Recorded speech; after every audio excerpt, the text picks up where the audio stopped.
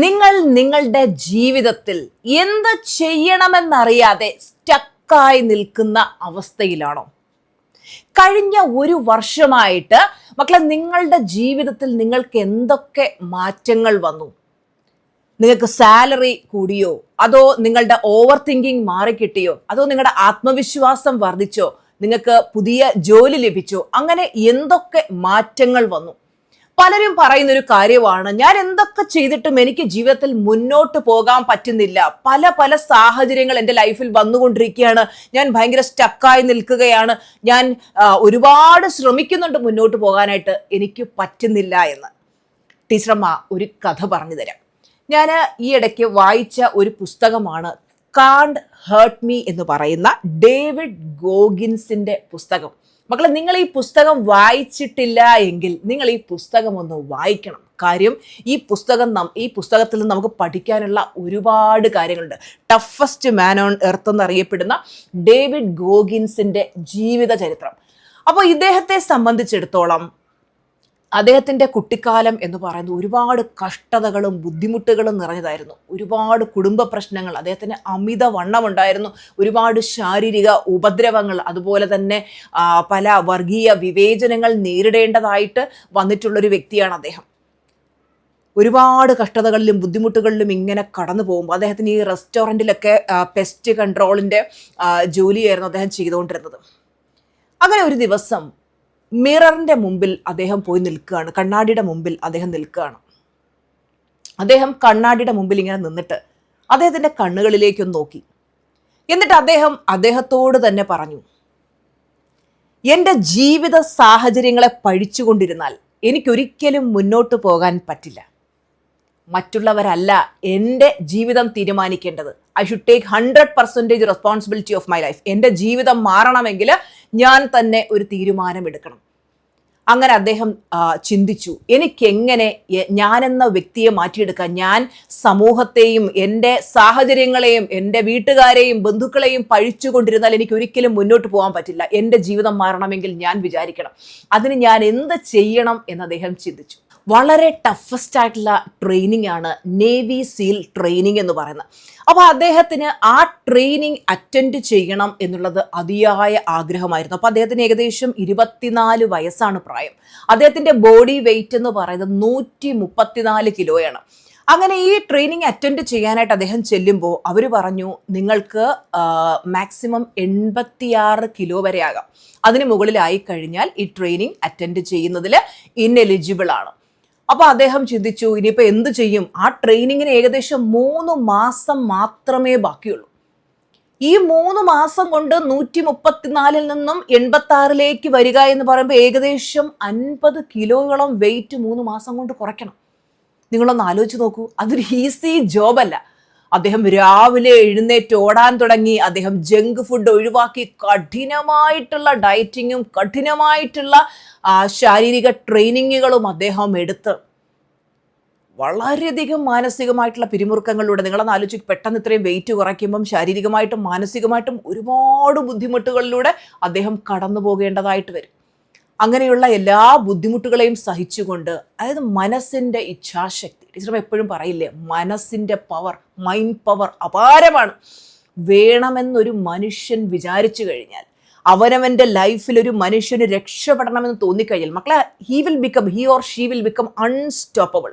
എനിക്ക് എപ്പോഴും എൻ്റെ നിങ്ങളോട് എനിക്ക് പറയാനുള്ളൊരു കാര്യം, നിങ്ങളെ തളർത്തുന്നത് നിങ്ങൾ തന്നെയാണ്. സമൂഹം കൂകി വിളിക്കട്ടെ, ആരെന്ത് പറയട്ടെ, ബന്ധുക്കൾ എന്ത് പറയട്ടെ, വീട്ടിലുള്ളവർ സപ്പോർട്ട് തരട്ടെ, പലരും ഇങ്ങനെ എക്സ്ക്യൂസസും പിടിച്ചുകൊണ്ടിരിക്കുകയാണ്. എനിക്ക് സാഹചര്യങ്ങൾ മോശമാണ്, എനിക്ക് ആരും സപ്പോർട്ട് തരുന്നില്ല, ഞാൻ തീരെ ഭാഗ്യമില്ലാത്ത വ്യക്തിയാണ്, ദൈവം എൻ്റെ കൂടെയില്ല. ഇങ്ങനെ എക്സ്ക്യൂസസും പിടിച്ചുകൊണ്ടിരുന്ന ജീവിതത്തിൽ വളരാൻ പറ്റത്തില്ല. അങ്ങനെ എക്സ്ക്യൂസ് പിടിച്ചുകൊണ്ടിരിക്കുകയാണെങ്കിൽ നിങ്ങൾ ഇരുന്നിടത്ത് അവിടെ ഇരുന്നു പോകും. നിങ്ങളുടെ ജീവിതം മാറ്റാനുള്ള ഉത്തരവാദിത്വം നിങ്ങൾക്കാണ്. പലരും പറയാറുണ്ട്, എനിക്ക് ആരെങ്കിലും ഒന്ന് സഹായം ചെയ്തു തന്നിരുന്നെങ്കിൽ ഞാൻ കയറി വന്നേനെ. നിങ്ങൾ ആരെങ്കിലും വെയിറ്റ് ചെയ്തിരിക്കാതെ സ്വയം തീരുമാനിക്കും. ഞാൻ എൻ്റെ ലൈഫിൽ എടുത്ത ഒരു ഡിസിഷനാണ്. എൻ്റെ ലൈഫിൽ ഒരുപാട് പ്രശ്നങ്ങൾ വന്നപ്പോൾ ഒരു ഡു ഓർ ഡൈ എന്ന് പറഞ്ഞൊരു സിറ്റുവേഷൻ വന്നു. അപ്പം ഞാൻ ചിന്തിച്ചു, കരഞ്ഞുകൊണ്ട്, നമ്മൾ പറയില്ല, താങ്ങാൻ ആളുള്ളവനെ തളർച്ചയുള്ളൂ. ഞാൻ തളർന്നൊടിഞ്ഞ് അങ്ങനെ ഇരുന്ന് കഴിഞ്ഞാൽ എൻ്റെ ജീവിതം പോയി. 4 ചുവരുകളിൽ പെട്ട്, അതായത് ഒരു കട്ടിലിൽ തളർന്നിങ്ങനെ കിടക്കുകയാണ്. 4 ചുവരുകളും നോക്കി, മുകളിൽ കറങ്ങുന്ന ഫാനും നോക്കി ഇങ്ങനെ കിടന്ന് എനിക്ക് മടുത്തു. അവസാനം ഞാനൊരു ഡിസിഷൻ എടുത്തു, എനിക്ക് കയറി വന്നേ പറ്റൂ.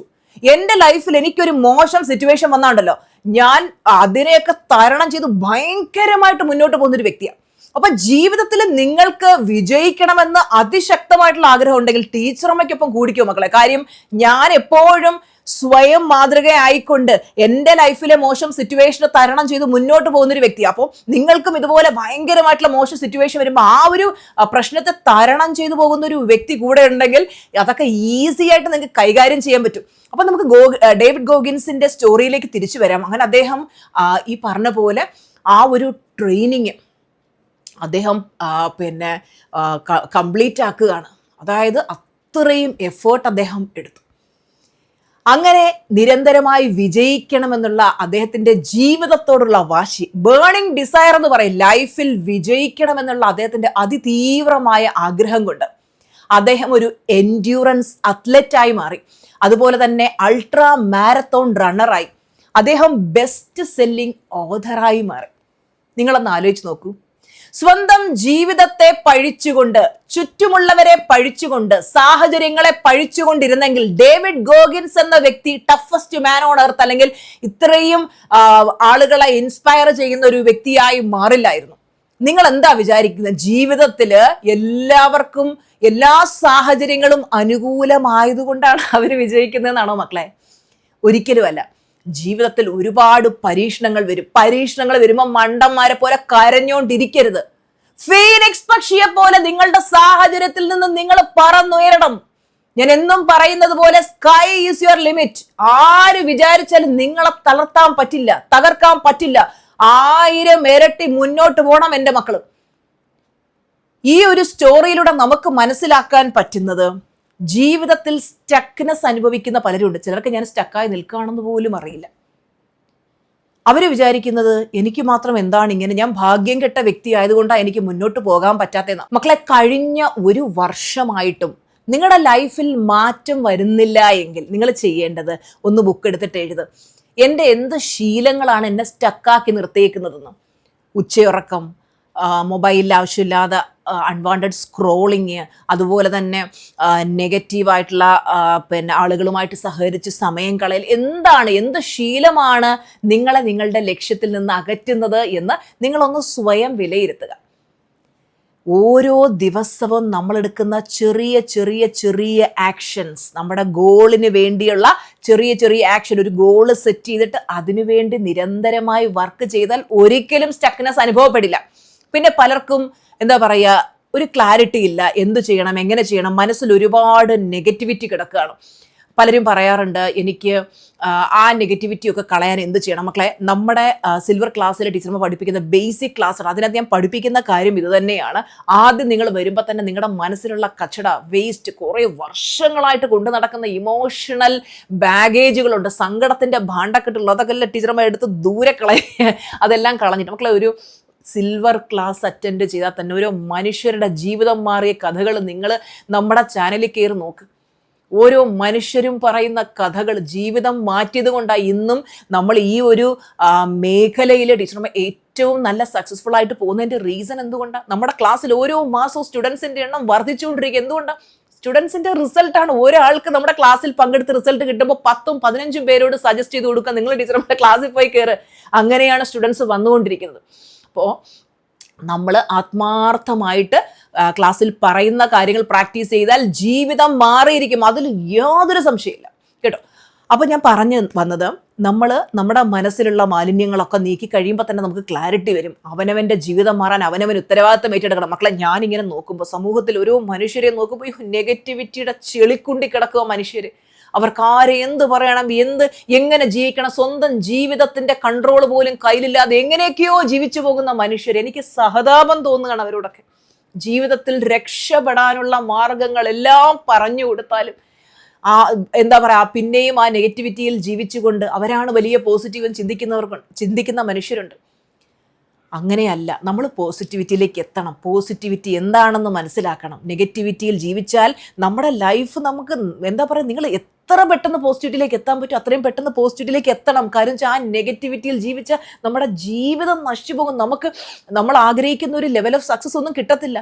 ഒരു സമയത്ത് ഈ പോസിറ്റിവിറ്റിയെ കുറിച്ച് അറിയുമ്പോൾ നിങ്ങൾ വിചാരിക്കും, ദൈവമേ എന്നും ടീച്ചറമ്മ പറയുമായിരുന്നു, അതൊന്നും പ്രാക്ടീസ് ചെയ്തിരുന്നെങ്കിൽ ഞാൻ ഇന്ന് എവിടെ എത്തിയേനെ. എന്നോട് പലരും പറഞ്ഞൊരു കാര്യമുണ്ട്, ക്ലാസ്സിൽ വന്നിട്ട് ടീച്ചറമ്മ ഒരു 10 വർഷം മുമ്പ് അല്ലെ 15 വർഷം മുമ്പ് ടീച്ചറമ്മയെ പരിചയപ്പെട്ടിരുന്നെങ്കിൽ എൻ്റെ ജീവിതം ഇത്രയും നരകതുല്യമാവില്ലായിരുന്നു. ആസ് ഏർലി ആസ് പോസിബിൾ എൻ്റെ മക്കൾ ജീവിതം മാറ്റണമെന്നൊരു തീരുമാനമെടുക്കാം. നമുക്ക് സിൽവർ ക്ലാസിൻ്റെ പുതിയ ബാച്ച് വരുന്നത് ഓഗസ്റ്റ് 3-ാം തീയതിയാണ്. അതിൻ്റെ അഡ്മിഷൻ സ്റ്റാർട്ട് ചെയ്ത് കഴിഞ്ഞു.